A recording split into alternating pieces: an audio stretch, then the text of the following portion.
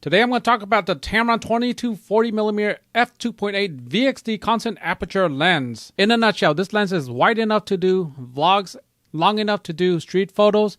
It's constant f2.8. It has Tamron's VXD linear AF motor. It has great image quality. It's compatible with Tamron lens utility. It's weather sealed. It has a 67mm filter size, which is similar to many other Tamron lenses. And it's for Sony E-mount. Let's briefly go over the range. How can I describe the range other than the standard zoom for vloggers or single person content creators?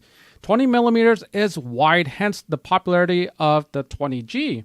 Of course, this doesn't give you the f1.8, but it does give you a very respectable f2.8 from 20mm all the way to 40mm, and that is for full frame cameras. So does it mean that I'm going to sell off the 16 to 35mm f4 power zoom? I'm not sure. I'll have to do some more discovery in this video. That extra 5mm and f2.8 is going a long way, and forcing myself to live with 20mm at the widest, I'm okay with that. I've used a similar lens, the 10-25 Panasonic LoCA, and I've used it for a few years, and that lens is solid. It's just way too big and heavy. It's great when I'm willing to put up with the size and weight, but usually I'm not willing to put up with it. That's why it's mostly on a tripod. For me so far, when I'm using this lens, I'm using it from 20 to 40 at the fullest, and then I'm using APS-C in a pinch to get me that extra reach. Full frame camera gear when being the smallest guy in the room makes you a winner. This guy is the smallest, smaller than this already small Tamron 17 to 28 by at least a centimeter. That may seem small, but compared to its size, that is a big fraction of it. Alright, the build at the bottom, there is a weather sealing gasket. It feels very good, definitely a step up from previous generation. It looks especially good. The zoom is extending retro zoom. That means that at this longest right here, it's actually 20mm. At the shortest, it's 40mm. The hood, because it's 20mm as the wider end, not 16, it's kind of big. It's longer than the ultra wide hoods that I'm typically used to. And that's fine, so it'll add more protection, and it's not too big. So I think this will work out just fine. There's something new about this lens, and if you haven't noticed, there's a USB-C port. That's for Tamron lens utility, and you can control manual focus or aperture control with this wheel right here. It's not incredibly useful because there's no button to swap the controls out. There's no AF/MF switch. So the lens is plain Jane, and spoiler alert, otherwise it's an incredible lens. It's just lacking that special touch. Another thing to note is that this thing extends with a short throw, and I don't think I've seen that before with an ultra wide lens. I mean, there are telephoto lenses that do that, but this is an ultra wide lens and the throw is very short, so you can just flick this, you know, if you like to do that snap zoom type of deal. Well, this is the lens that can do it. With focus breathing, this thing should be expanding or contracting 40mm. This is 20mm.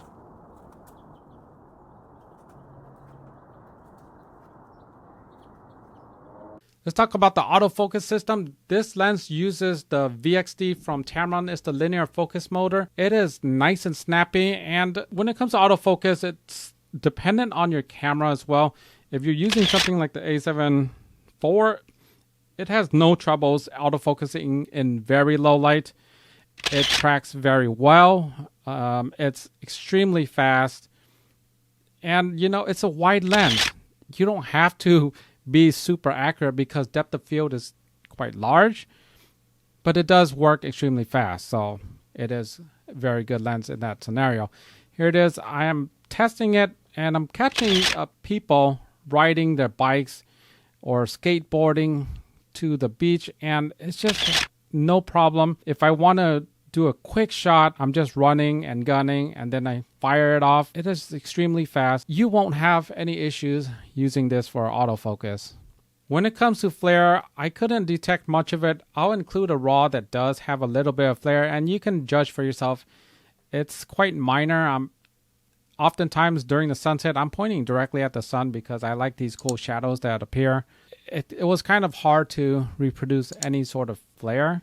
On that front, I wouldn't be too concerned about it very hard to replicate. When it comes to Sunstars, I think they look nice. I have some samples here and you are welcome to download them. These are at f16 and yeah, you have to stop it down. And for a zoom, I think it performs very well. When it comes to bokeh, this lens definitely feels like the second generation Tamron lenses. And if you've seen any of my reviews on the 28 to 75 G2 or 35 to 150, it does have a more softer look. Tamron really upped their game even with this lens. It only comes in at $699, and you know, Tamron, if it's a VXD type of autofocus lens, they're not going to skimp on you, and they didn't with this lens. It performs well, and it might have some fringing here and there. If you're really obsessed with these little artifacts, you'll find out and you'll complain to the rest of the world, kind of like my wife. It's just one of those things that it's not really a big issue. Look at the overall image. It looks good. Move on with it. Don't obsess over it. If you obsess over everything, you'll find out that even the 35 GM isn't perfect as well. When it comes to parfocal ability, I believe this lens does seem to be parfocal on the longer end, but if you have a subject that's up close, it's definitely not parfocal. You can do a snap zoom and you see that you're out of focus right away. Just one of those things. When it comes to vlogging, I think this lens performs admirably. 20mm f2.8 just gives a hint of blur, and it is wide enough even with active stabilization. The lens combo is good. It's lighter than the 16 to 35 f4 Zeiss Alpha, and it's lighter than any 2470 you'll find. And with the 2470, it's obviously too tight for most people, but a 20, you can work with 20 definitely. 16 to 35, it's all in that area. So what's nice about this is that being 20, it doesn't go beyond that, so you're not adding additional weight and size, because the weight and size, when you're hand holding it like this, you know, this thing gets heavy really fast. And being just 60 grams lighter or 80 grams or 100 or 200 grams lighter, it can really add up to the time that you can handle this and how manageable this lens can be. If you film yourself or film with others in tight spaces, well, you can make space really fast with 20 millimeters. And at the same time, if you're accustomed to a wider lens, you can feel it for sure. There was a scenario, I'm just backing up and I thought I made enough space, and it wasn't enough space. You just need an extra step back, and it's not hard to do when you're working with this type of lens. It's not like you have to back up constantly just to make that space. It's just a step back or two steps back and you can get 16 millimeters field of view. Of course, you can't get the exaggeration. That's just one of the deal with 20 millimeters. It's just not as good as a true ultra wide lens. When it comes to minimal focus distance, this lens can get quite close here. It is at 20 millimeters. You can get very close. On the wide end, you're getting near half macro, 1.38. That is very magnified. On the telephoto end, not really sure what this ratio is. I believe it's 1.2, which is very respectable as well. You can see that I can get quite close right here. When it comes to sharpness, this lens is clearly next generation Tamron. It is quite good. What I mean by next generation is right here. If you look, I have the Tamron 20 to 40, okay? And I am going to compare it to the Zeiss Alpha 2470, both at 24 millimeters. As you can see, this is 24 f2.8. This is 24 f4. We're going to zoom into 100%. There it is, 100%. You can see that, okay, this one as well, even at f2.8, it's a little bit sharper. This is towards the center, and it just isn't that crunchy on the Zeiss Alpha. But when we go towards the edges, you can really tell. Let's just look at these leaves right here. Over here, this is, you can see the fine detail right here. This is wide open, and this is wide open at f4. If you look at the shutter speed, this one is twice as fast, so it is truly getting a lot more light in. At equal apertures, now you're starting to blow away the 2470. Let's get the 24 to 70 to f5.6. Okay, so the Tamron is at f4, the 2470 is at 5.6, and it's no match. All right, here's the Tamron at 20 millimeters, and before I go further, you can see that the Tamron is actually brighter, and you can see right here the background here.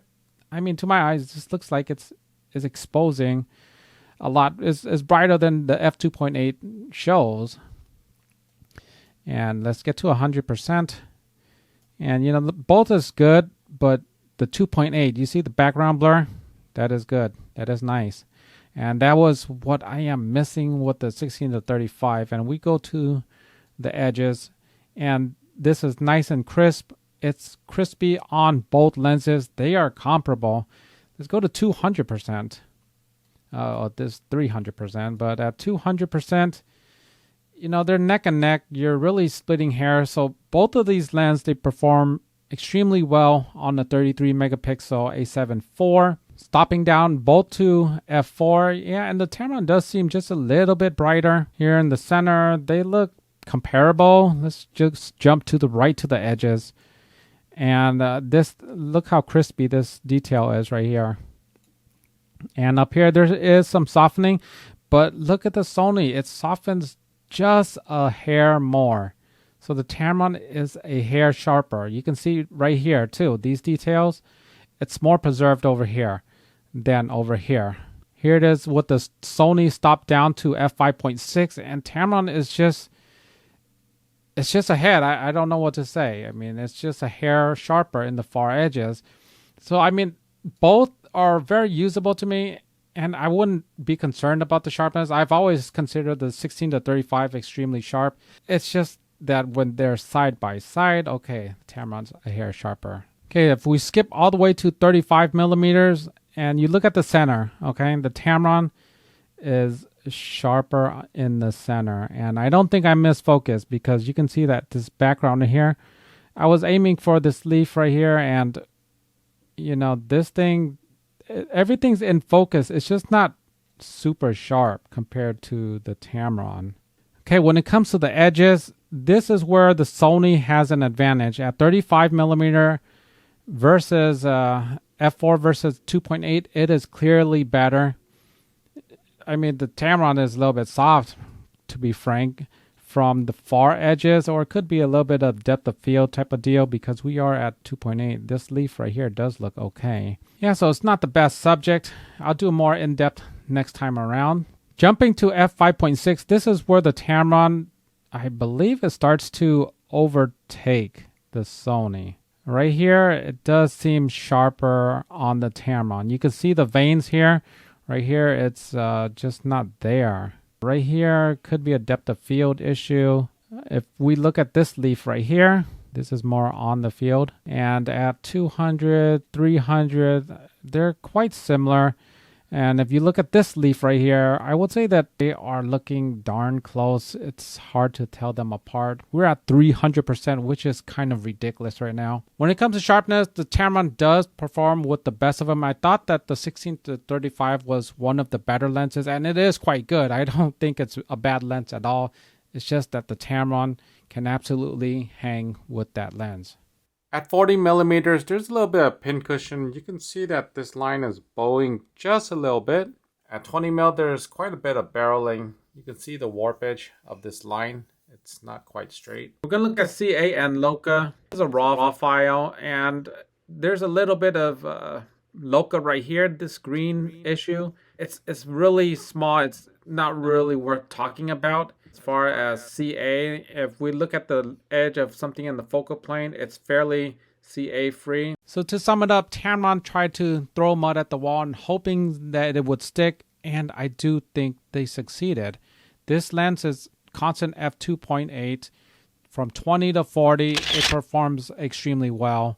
It is small, it's lightweight. All right, it is f2.8 again. I think that being 20 to 40, you just think of it as a 2x factor, but I think more in the terms that it's an ultra wide and it goes to normal. So you have two distinct views, where some lenses, they might have closer to 3, like a 2470 is considered wide, and it goes to normal and then far. Well, this lens, the reach isn't tremendous. However, the size and weight and ratio, you might be happy with this range, 20 to 40. To be honest, I use a 35 f2.8 as a street lens, and I'm quite happy with it. I'm not going to lie. Now I have this lens that is f2.8 It's not tremendously large, and it performs probably even better than that prime. So while the numbers don't feel significant on paper, 20 is significantly wider than 24, and 5, it's not much longer than 35, but it is noticeable, and I appreciate it because it's 2.8 and 5 millimeters, so that helps out the background blur quite a bit. This lens is a loaner I got from Tamron after they've used and abused it, sent it to every other influencer out there. And I am impressed. I have my own copy coming. My wife doesn't watch this channel. It's won me over in the short amount of time I've been using it. It's $6.99, which is ridiculous for this lens.